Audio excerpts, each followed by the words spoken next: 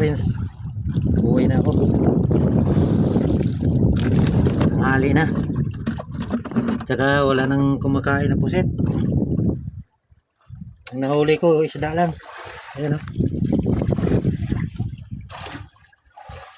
Dalawang ulong-ulong.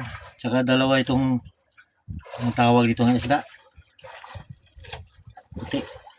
Dalawang piraso din yung ano, kilawan. Yung malalaking katambak. Yan lang ang nahuli ko. Itong dalawang malalaki, mga ano to, nasa mga 7 kilos. Diyan yan sa mga city.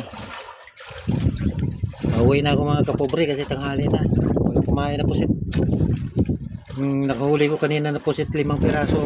Naubos ko pagpain sa dito. Madlas na lang ako kasi walang gaano kumain. Nandito lang mga kapobre. Pauwi na ako.